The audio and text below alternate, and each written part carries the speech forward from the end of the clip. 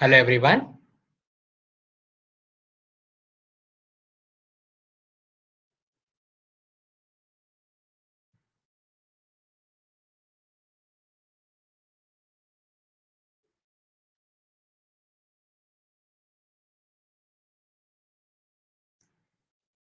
Okay, so in the last session we have learned the first session of the CT scan of brain.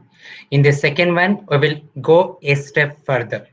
CT scan of brain cannot be learnt in a single go, and as I've told you, in every topic, in every session, I'm trying to introduce you to some basic concepts, some part of anatomy, normal anatomy of the CT brain, and some pathological aspects, so that you will not feel it's a complicated thing and you will not get afraid of it.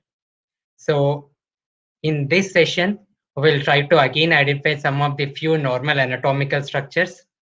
Second one, we'll try to identify some of the pathological structures, pathological things. In this session, I'm dealing mostly with different kinds of bleeds.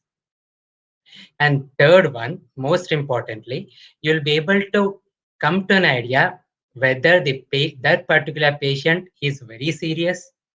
Does it require hospitalization? Is there any danger to his brain? Is there any signs of herniation? So you will come to a basic idea of how big the bleed is, how dangerous the bleed is. So in this session, we are going to deal with these three things. So let me share my screen.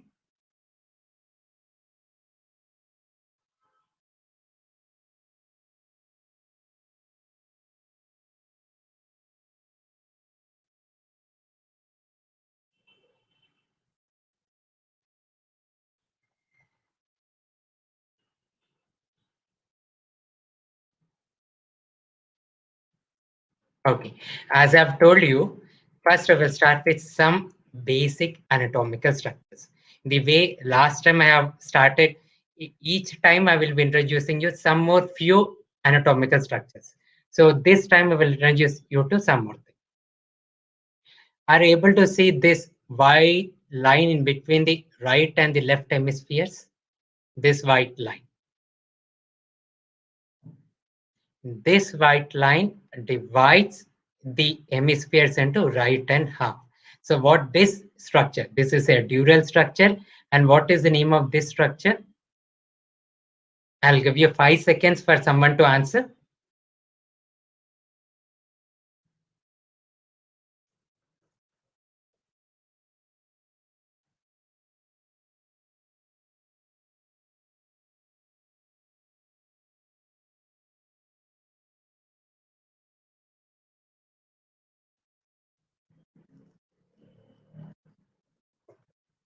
Yeah, this white structure is known as a falx cerebri.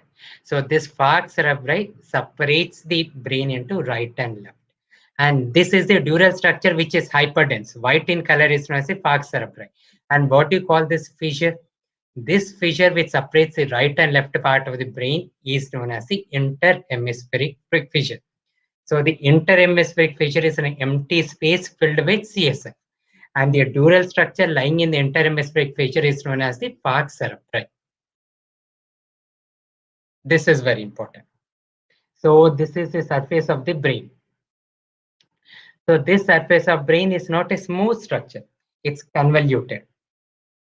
These convolutions, this dip, what are these called? These are called sulci. And these elevations are known as gyri. So these are known as the sulci and these are known as the gyri. The mountains are the gyri and the valleys are the sulci. And the sulci are filled with CSF. So this one is very important. This we will try to identify in this scan. So this is a CT brain. So this midline structure dividing into two parts is, can anyone answer? I have told just now. So this white structure which is dividing the brain into two parts is the,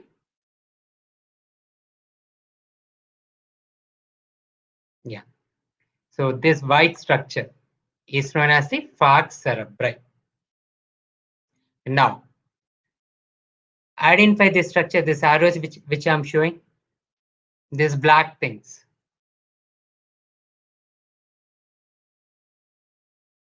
All are same. All are same. So what are these red structures?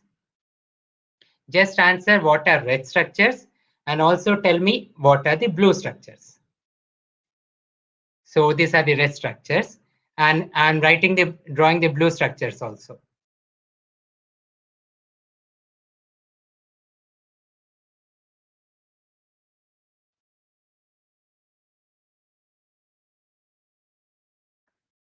So what are the red structures and what are the blue structures?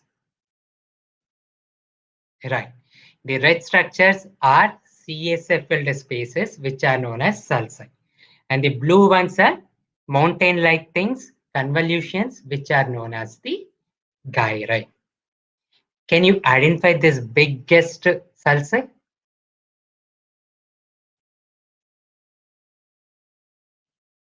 Yeah. Can you identify this biggest sulci? This is very big. This is very prominent on both the sides. What I'm drawing now. Can anyone guess what is this sulci? The biggest one, the last one which I have drawn. What is the biggest sulci which I have drawn called? Yes, that is known as a Sylvian fissure. So in a normal brain, you can identify gyri, you can identify sulci, you can identify the fissures, and most important, you can identify the Sylvian sulcus or the lateral sulcus. Both of you are right. It's either called the Sylvian sulcus or the lateral sulcus. Both of you are right. So I think you can identify this. Now, so what is this? What is the red one? And again, what is the blue one?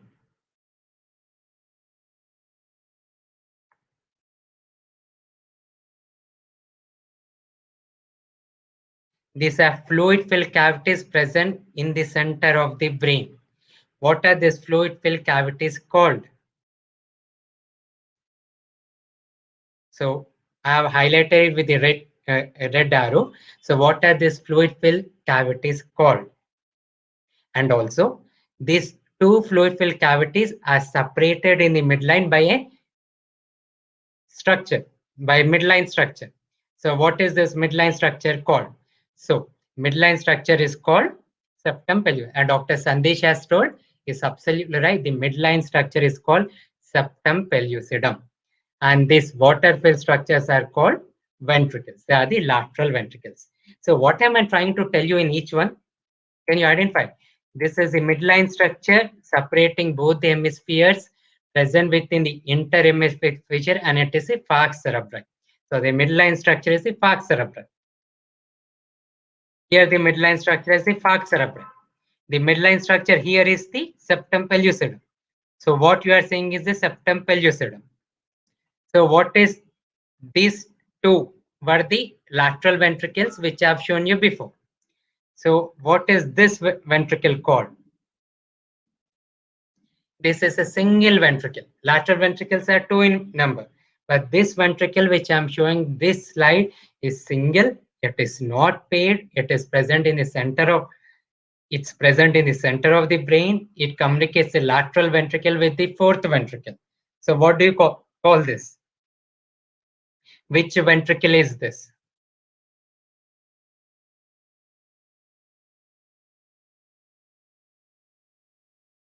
Right. This is known as the third ventricle. So this is the third ventricle. So again, the third ventricle is a midline structure. So what I'm trying to tell you is all the midline structures. The falx cerebri is the midline structure. The interhemispheric fissure was in a midline structure. The septum pellucidum was a midline structure. The third ventricle is a midline structure. So why I'm highlighting the midline structures, you will know by the end of my presentation. Can anyone try to guess what is this structure?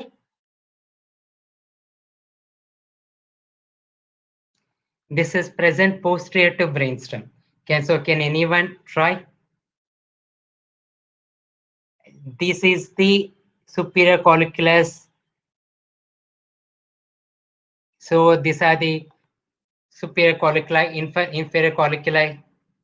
So what do you call this structure? This smiley-like thing. This smiley-like thing.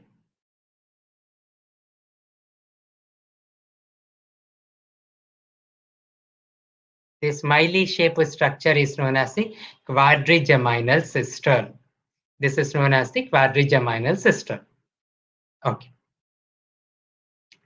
Be fast. These are two basics. I don't want to spend a lot of time, but I want you to answer this as a continuity. So these are the three cranial fossa: anterior, middle, and the posterior cranial fossa. So there's a hole in the posterior cranial fossa through which the bone communicates with the spinal cord. So what is the name of this hole in the posterior cranial fossa? This is the foramen magnum. This is the foramen magnum. So first one. First question is, what is the structure which separates the middle cranial fossa from the posterior cranial fossa? This one. This is a bony structure which separates the middle cranial fossa from the posterior cranial fossa.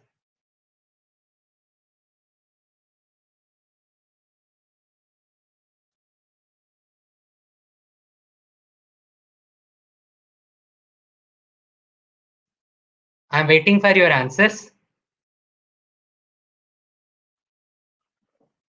Are you answering or not?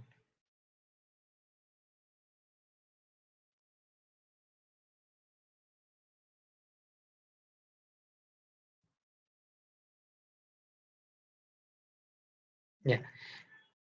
If you don't know, just say don't know, so that I understand that you have attempted, but you know. So this bony structure, which separates the middle cranial fossa from the posterior cranial fossa, is a petrous bone. This is a petrous bone. What is a petrous bone? It is the thing in which your ear is present. So the thing which is present behind your ear is the posterior cranial fossa. The one which is present in front of your ear is the middle cranial fossa. And the thing which is present anterior most is the anterior cranial fossa. So this is the anterior cranial fossa. The anterior cranial fossa is present above your eyes. It is present above your eyes. The one present between your eye and between your ear. So this is the location of the eye beneath it. So between the eye and this is your ear is the middle cranial fossa. And the thing present posterior to the petrous bone is the posterior cranial fossa. Why is this important? Unless you identify this cranial fossa, you will not be able to identify the lobes of the brain. So the lobe of the brain which sits in the anterior cranial fossa is the frontal lobe, and the lobe of the brain which sits in the middle cranial fossa is the temporal lobe. And the lobe and what rests in the posterior cranial fossa, you all know, that is the brainstem and the cerebellum. So let's see. So first identify the petrous bone. Okay, so this is your petrous bone. This is the mastoid hair cells. So the entire thing present behind the petrous bone is the posterior cranial fossa. And what does the posterior cranial fossa contain? It contains the brainstem and the cerebellum. So the one which is present anterior most is the frontal lobe. And the one which is present above your ears, in front of your ears, is the temporal lobe. Am I clear? If you have understood this, just type yes. I will go forward. You should be able to identify the frontal lobe, the temporal lobe, and the posterior fossa contents, that is the brainstem and the cerebellar hemispheres.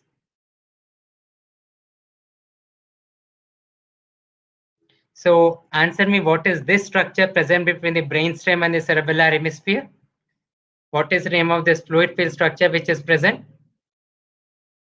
Which is present between the brainstem and the cerebellar hemisphere. We have identified the lateral ventricles, we have identified the third ventricle, and so which ventricle is this?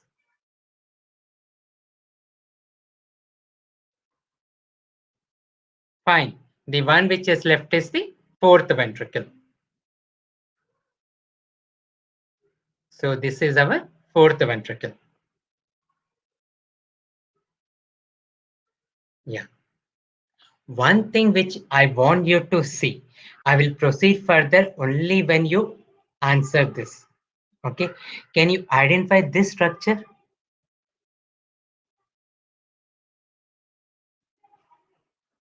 This structure is a cisternal space. We call that one basal cistern.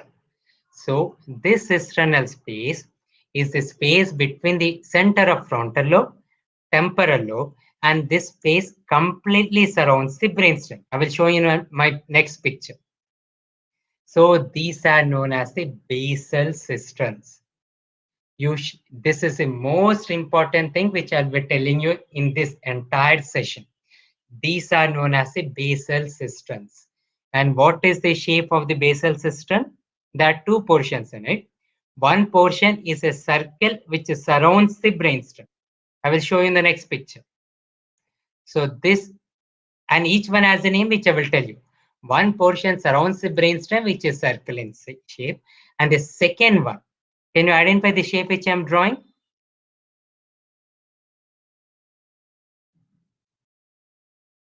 This is an hexagon. So this hexagon shaped cistern is known as a supracellular cistern. Try to identify this. By the end of this webinar, you'd easily be able to identify this one. So again, can you identify supracellular cistern? See, either you can say pentagon or hexagon.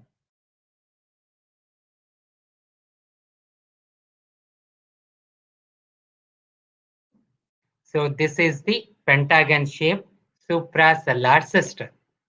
We'll understand why this is very important later.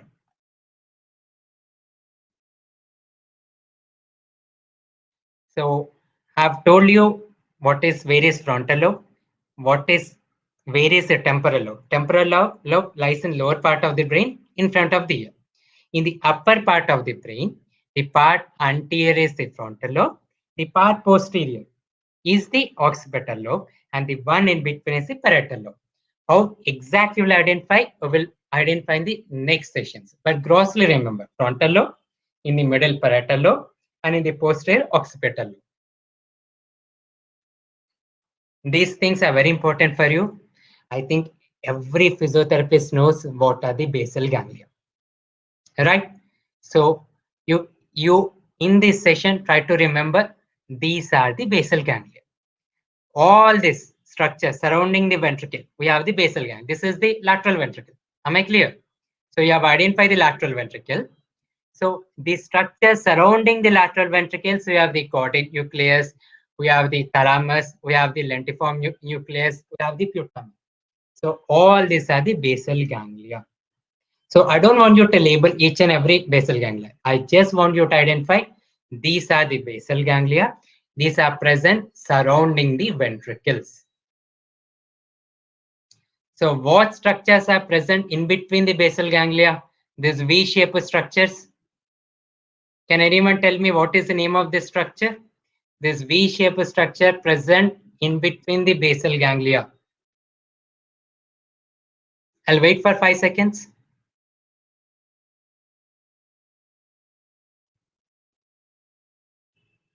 Dr. Fatima, Dr. Harsh, Dr. Sandesh. Hi, nice to see you all, and Dr. Sahu also. So try to answer what is this structure present between the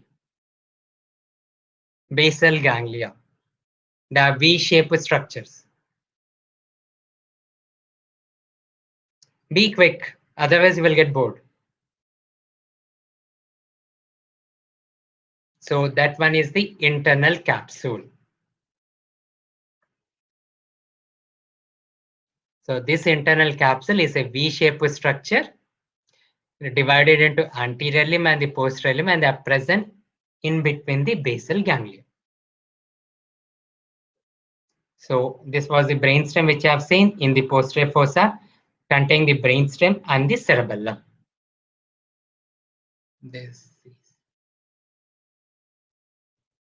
should I tell you now? Okay. So I have told you basal cisterns. Now, can you identify this pentagon? I want you to identify this pentagon. These are the supracellular cisterns. This one is the quadrigeminal cistern. This is like a smiley. Can you identify? If I draw a smiley, this is the face. Okay. So suppose these are the eyes.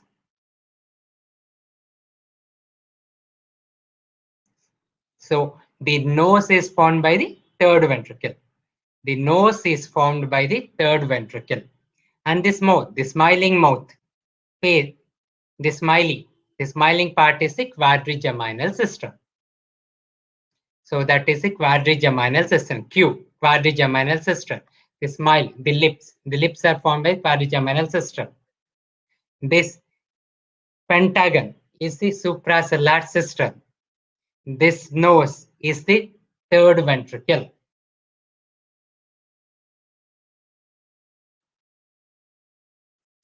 Now, we will identify the different kinds of bleeds. So what are the different kinds of bleeds? The bleeds can be extradural, the bleed may be subdural, the bleed may be subarachnoid, the bleed may be intracerebral. So in the next 20 minutes, you will identify the different types of bleed. And second one, what you will be telling me is this particular bleed very big? Is it life-threatening or not? So this is the target for today. First, before you will be able to identify the bleed, I want you to identify the membranes. So there are three membranes over the skull, over the brain. The outer one, what are the three membranes? So we have the dura mater, dura mater. We have the arachnoid matter, and we also have the pia mater. Okay, so let me highlight with three different colors. So what is the one which is shown with blue? What is the thing which is shown in green? So second one was the green one. And what is the one which is shown in red? So this membrane, what is this green color membrane? And what is this red color membrane?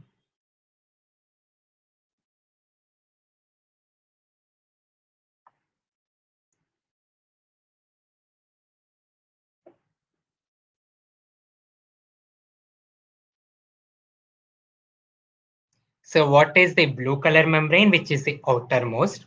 What is the green color membrane, which is between outer and inner? And what is the red color membrane, which is innermost? So as Dr. Harsh has answered, the green color one is the arachnoid matter.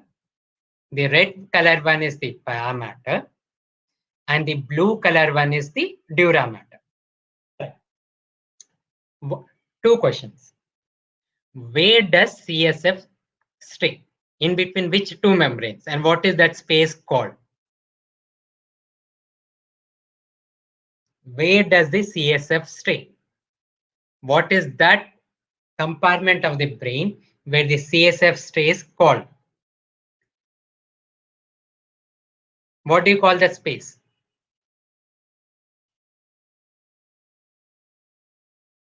Yeah, Dr. Harsh has answered. That is the subarachnoid space. Second important question which I want to ask. This is our sulci. So what I'm showing is the sulci. So which membrane dips into the sulci?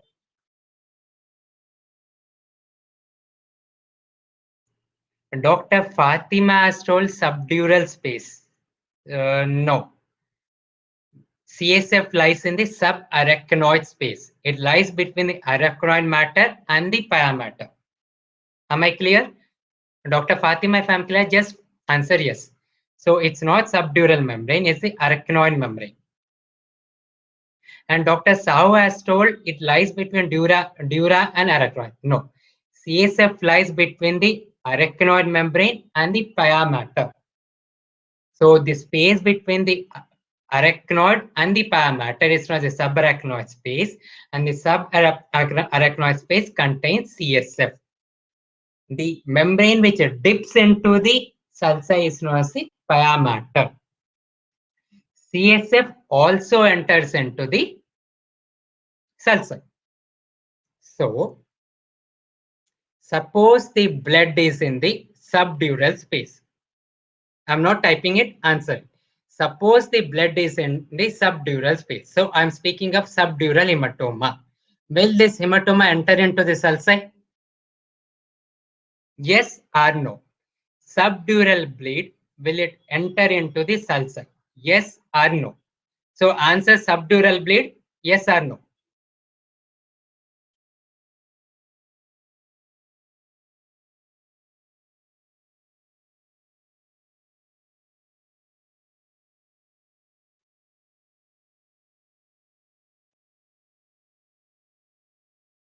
No, right.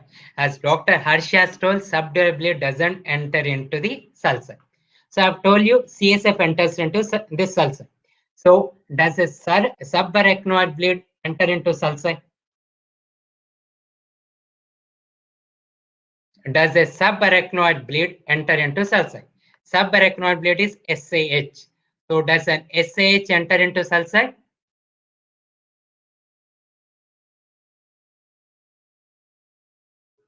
Yeah. Subdural bleed, no. And SH, subarachnoid bleed,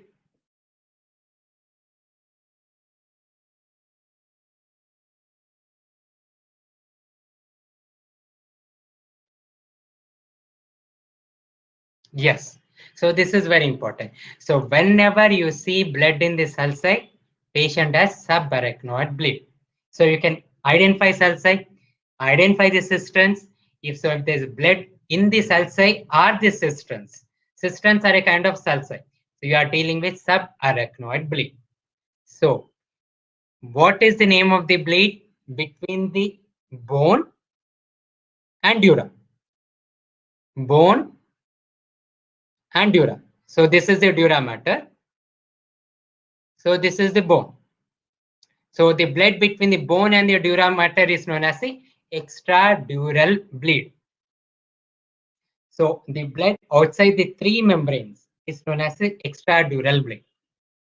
And the blood between the dura mater and the arachnoid mater is known as the subdural blood.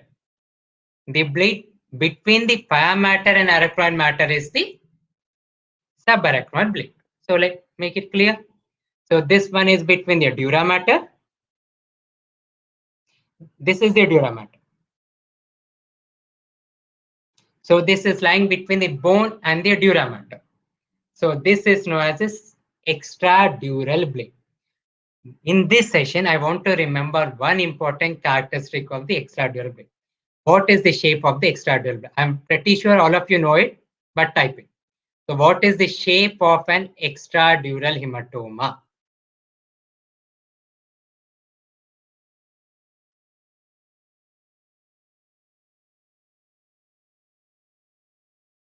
This is basic. Every one of you have to answer, know it, and what is this shape of? Shape of a cell. Okay. Anything else? It's not sickle cell. Dr. Harsh has told sickle cell. See, this is not this shape of a sickle cell. This is the shape of the bleed. But sickle cell shape is this one. No, this is a sickle cell. So extradural bleed looks like this one. So it is not sickle cell. Okay, I will give a hint. We say it as biconvex, concavo-convex. So is extradural hematoma biconcavo-convex or biconvex?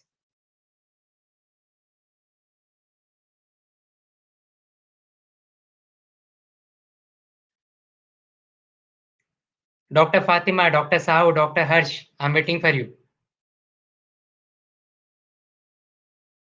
Moon shape is again concavo-convex. Dr. Karthik has told moon shape. This is moon. This is not moon shaped one. Dr. Sujan told biconvex. That is what is the answer. I don't have a pen, so I'm writing on it. I want every one of you to type. This is biconvex. Biconvex is EDH. Biconvex is similar to your eye lens.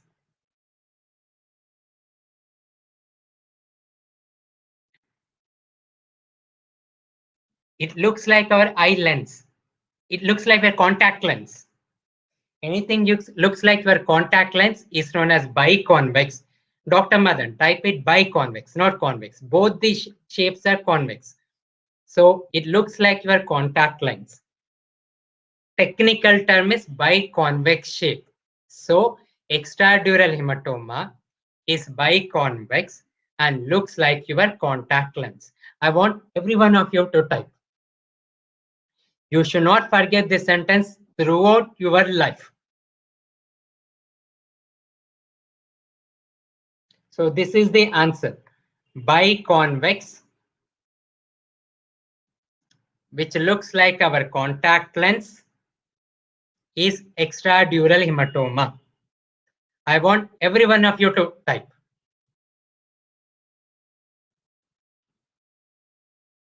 Yes, Dr. Madana said biconvex.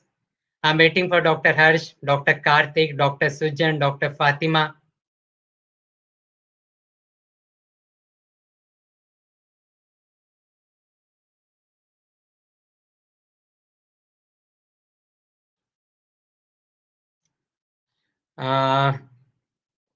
Biconvex is something which is bulging on both the sides. See, anything which looks like A is biconvex. Anything which looks like a banana is concave or convex. Something which looks like a moon is concave or convex. Okay, let me come back.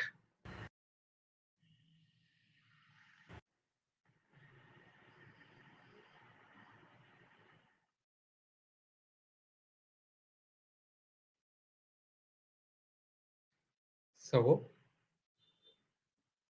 shape of our contact lens is biconvex.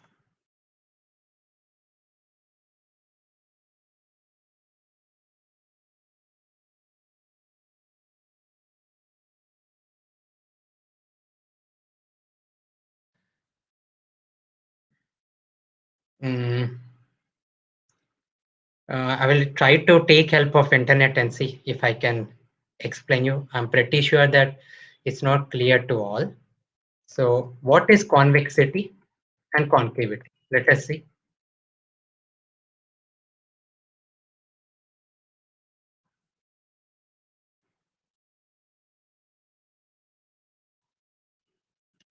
So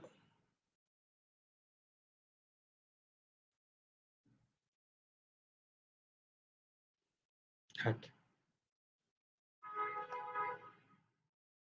So let us take a curve. So I have taken this curve. So this curve has two surfaces, right?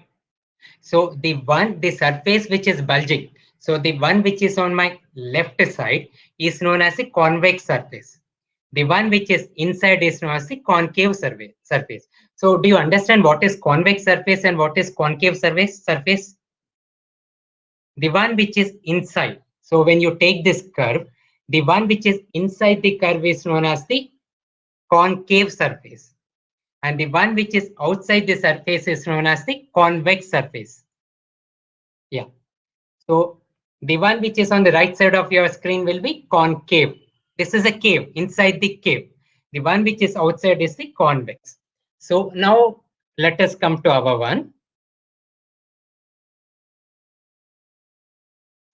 So we are basically thinking of two things.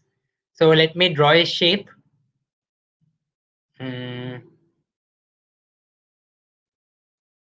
Okay. So difficult for me to draw.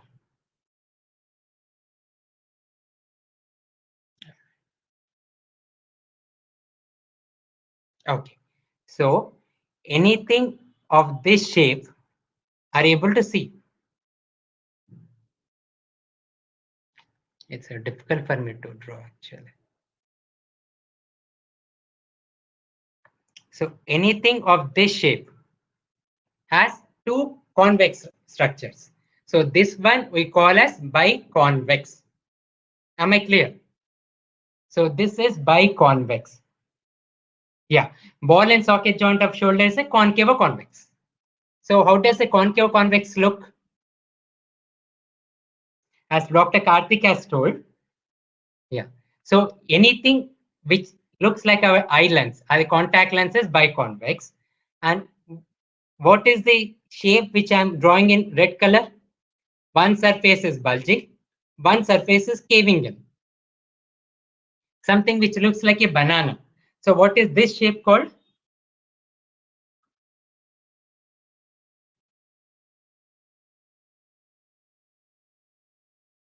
So answer, what is the red color one called? What is the shape of the red color called?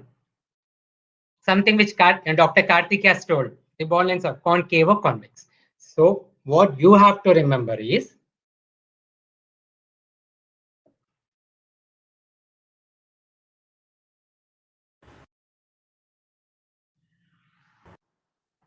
so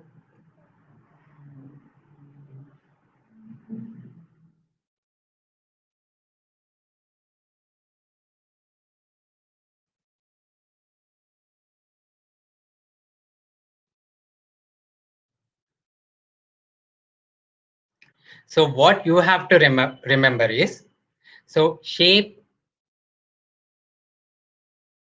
two things. I'm typing again. Extradural hematoma is biconvex. Subdural hematoma is concavo-convex. Am I clear? You have to remember this. And how do I remember? This now I have told you EDH is biconvex, ST convex, it's very easy. But in real life, when you say, it's always confusing to remember. So how do I remember is,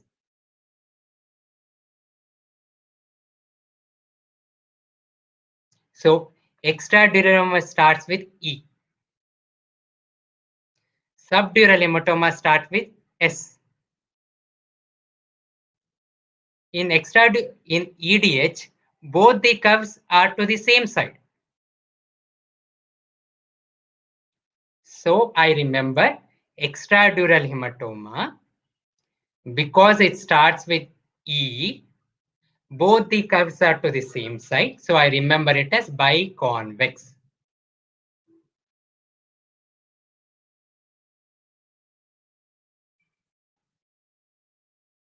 Whereas subdural hematoma, one curve is onto one side, the other curve is onto the other side. So I remember it as concave or convex. Yeah, Dr. Fatima will show you what is SDH. But this mnemonic, try to understand, only then you will remember it for your life. Extradural hematoma starts with E. In E, both the curves, the upper curve and the lower curve are on the same side. So we call this one extradural hematoma is biconvex. Whereas subdural hematoma, when you divide S into two parts, upper part of S is on one side, lower part of S in the other side. So subdural hematoma is concave or convex. So this is how the subdural hematoma looks like. It looks like a banana. Fine.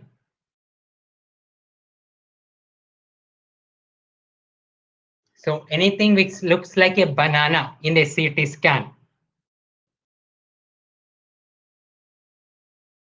Yes, biconvex and double convex are same. As Dr. Karthi is asking, biconvex and these are same. So the shape of a banana, the shape of a moon. Exam MCQ is the thing which looks like a moon or a sickle shape is acute subdural hematoma. So am I clear? We have understood what is acute subdural hematoma. Next we will go. So quickly try to answer this image number 1. So what bleed is this? And actually, I forgot to tell you something. Yeah.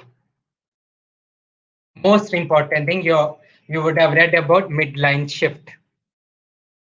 So midline shift is very, very important. A midline shift of more than 5 mm is life threatening. So how do you calculate the midline shift? We draw a line exactly in the midline. Okay. So what are these midline structures I have told you? I have told you interhemispheric fissure. I have told you the falx cerebri. I have told you the third ventricle. I have told you septum pellucidum. So all these four structures are midline structures. So in this picture, can you see the septum pellucidum is deviated away from the midline. So the distance between the two midline and the septum pellucidum is known as a midline shift.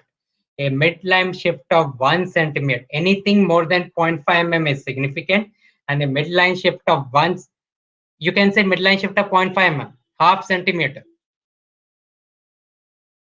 Dr. Fatima is right, that's a subdural hematoma. But before that, so any midline shift of 0.5 mm and more is significant.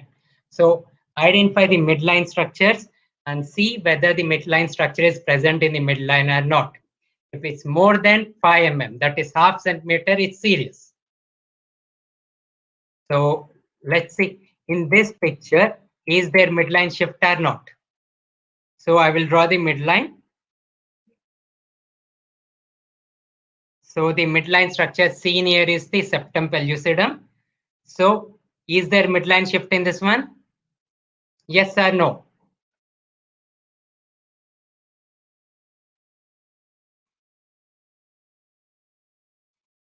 Yes. So next 4 or 5 will be questions which you have to answer.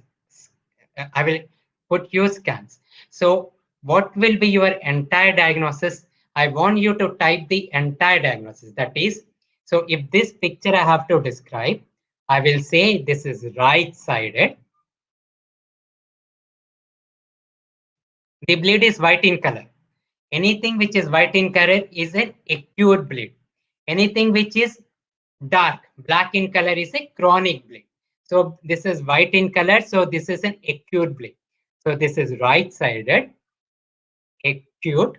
This is a subdural hematoma with midline shift.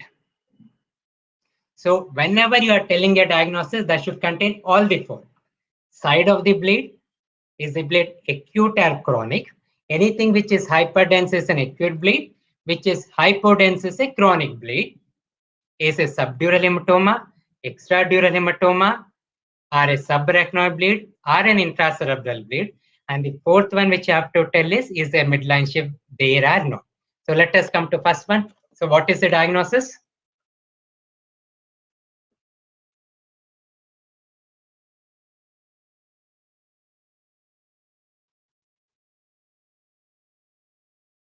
I'm waiting for your time. So as Dr. Sujan has answered,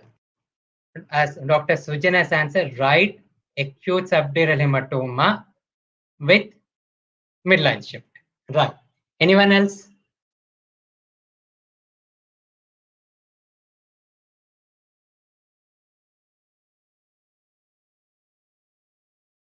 Right.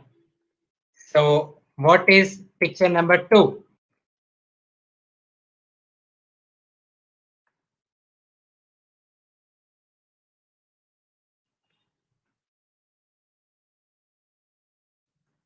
So this is the midline falx. And this is the midline.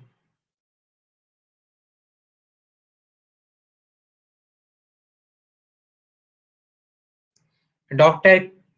Rai, Dr. Kishan, you have forgot to mention whether it's acute or chronic.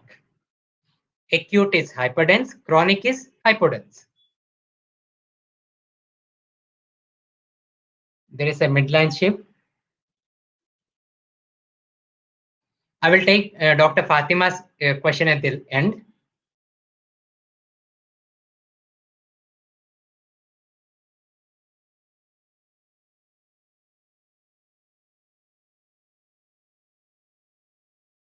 Fine.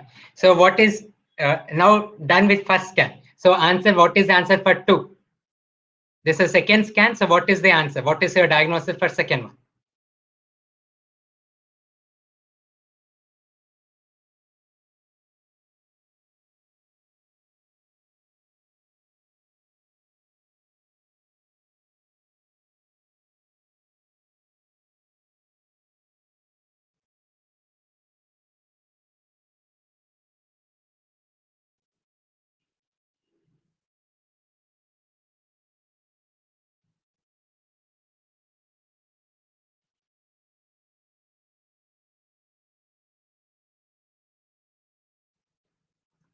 I'm waiting for your answers. This Dr. Sujan was the first one. Dr. Fatima was the first one to answer. Acute extradural hematoma, right side with midline shift. Dr. Sujan, right acute extradural with midline shift. Right acute, right. Everyone is right. So this is an extradural bleed. Yeah. One of you try to every one of you try to answer this.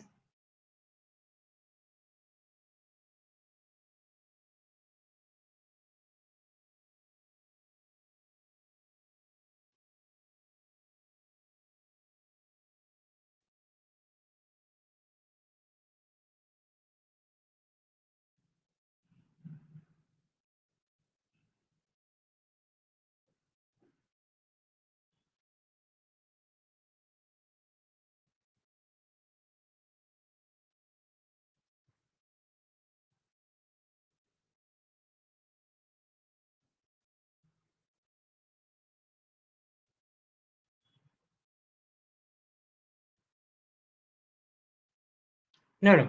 This is a bleed. Cerebral edema is hypodense. So where is this blood located? Dr. Harsh, where is this located? Is it extradural, subdural, subarachnoid, or intracerebral bleed? We have 4 options. These are the 4 things which are possible. Our 5th one is intraventricular also. Actually, there are 2 bleeds in this one. So what is A? And what is B? Dr. Sujan, you can't answer half. I want an entire answer. Dr. Kishan, you are wrong. It's not an SH. See, these are the sulci. These are the sulci. Sulci is clear. There is no blood in the sulci, so it's not a subarachnoid bleed. How do you identify subarachnoid bleed? When the cisterns or the sulci are filled with blood, it is a subarachnoid bleed. So this is not a subarachnoid bleed. It is not biconvex, so it is not an extradural bleed. It is not concavo-convex, so it is not subdural bleed. It is present within the A is present within the brain. So what do you call this? Intracerebral bleed. So the classical thing which we say, this is a patient of IC bleed, IC bleed. So these are the classical IC bleeds.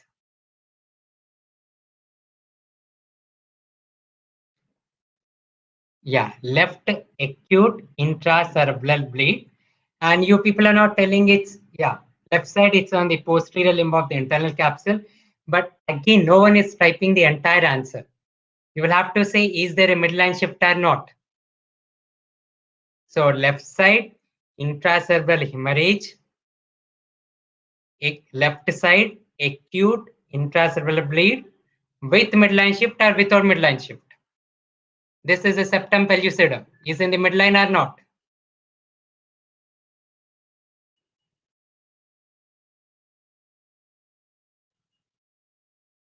No midline shift.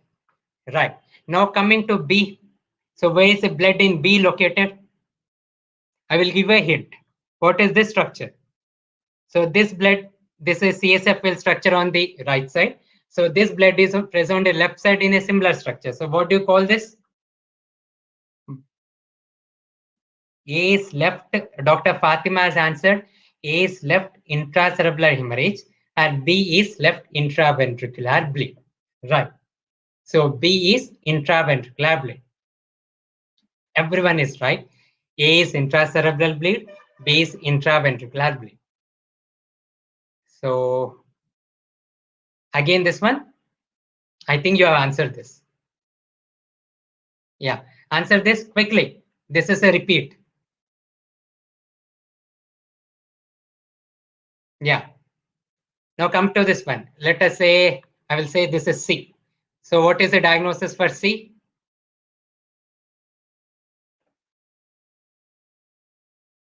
This you can't take time. So what is the shape? Does it look like a contact lens or a banana?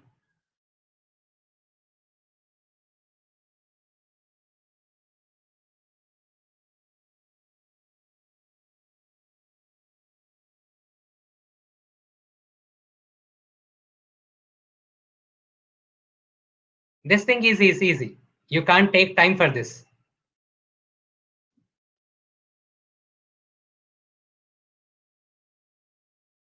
This is moon shaped. Someone said chronic actually. I will say, see, a part of this is dark, a part is hyperdense. So this is actually chronic with acute. There were two bleeds. Initially, patient has a chronic bleed. Now there is acute bleed. We call this acute and chronic subdural hematoma. Right side, fine. This one, I want everyone to answer. We'll call this D. What is answer D?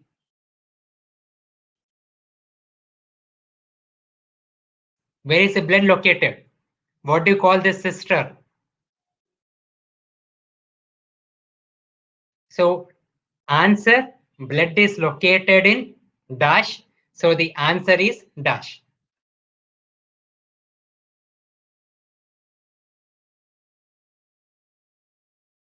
Dr. Hash, yeah, SDH. It's not an SH. Yeah.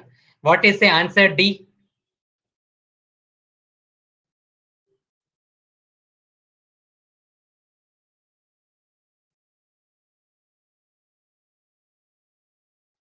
Where is the blood located?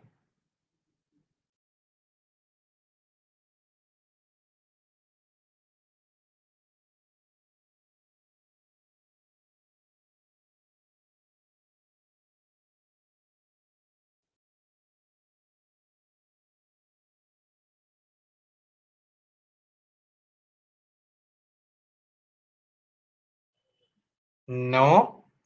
What is this pentagon shaped structure? I've told you. Dr. Sujan, you have said mid cerebral. No. What is this pentagon shaped structure?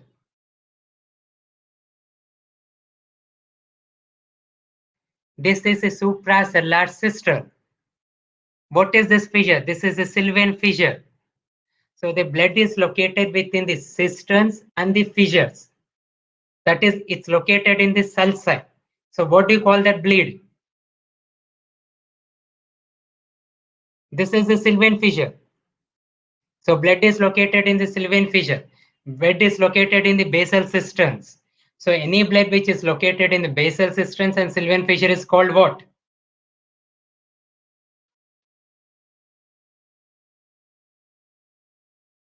Karthik, that is not central sulci. Central sulci, I will try to cover in the next webinars. I have not taught you central sulci, and that is Sylvian fissure. Yeah, there is 5 seconds delay between what I tell you and what you receive. So I can understand there's a delay. But I'm waiting for the answer for this one.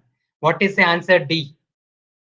So answer D, blood is located in the basal cisterns and the Sylvian fissure. And so this is known as subarachnoid bleed.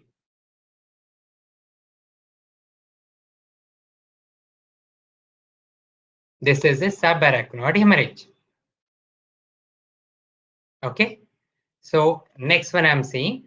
So what is this? So what is the answer for this? An answer for this. Again, the blood is located in the sulci. So the answer for this are also subarachnoid bleed.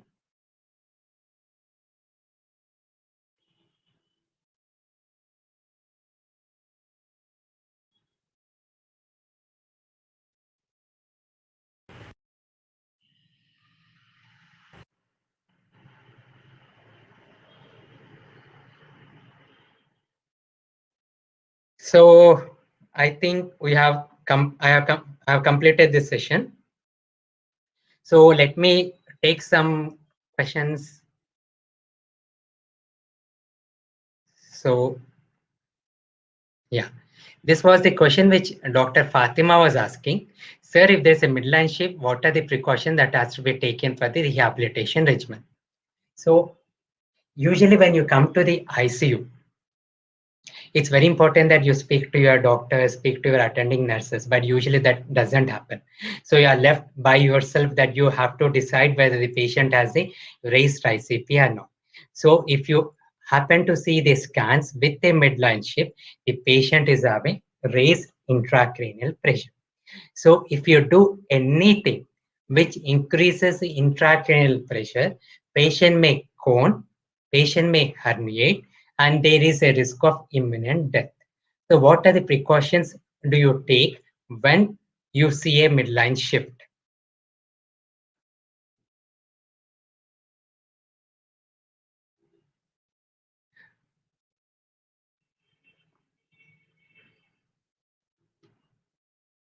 Before I answer that,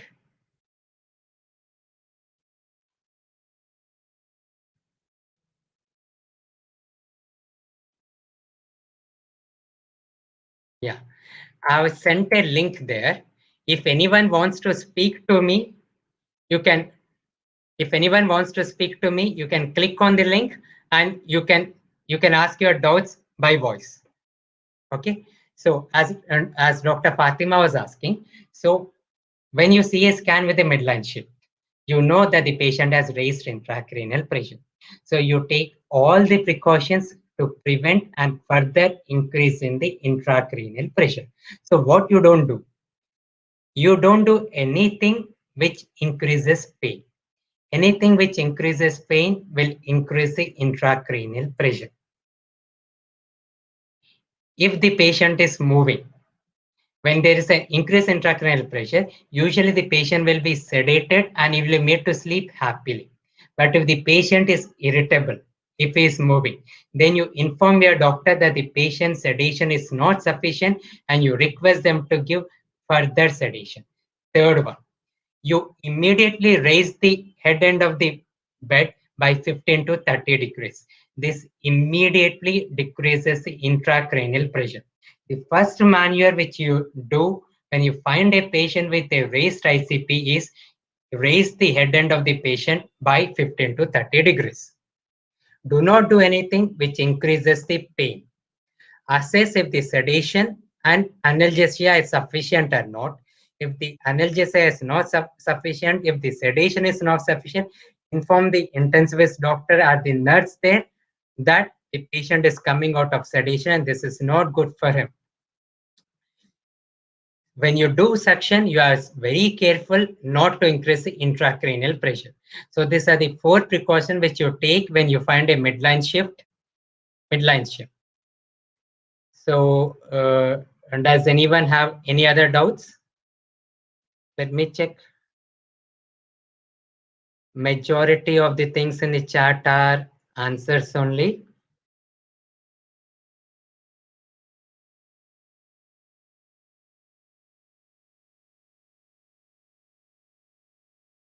Yeah. Does anyone, if anyone wants to ask me a question, they can just click on the link. You'll be able to come online. It just comes like Zoom.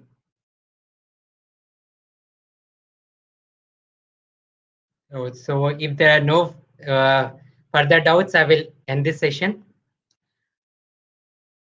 I will request you all to subscribe to this channel so that informing me regarding my further sessions will be very easy, because the sessions I'm not taking every Friday, I'm taking an alternate Friday. So if you subscribe to this channel, the notification comes automatically. If you have any further doubts, do type in the comment box on the YouTube. Whenever I'm free, I will try to answer them. And if you like this webinar, do like this video on the YouTube. Thank you.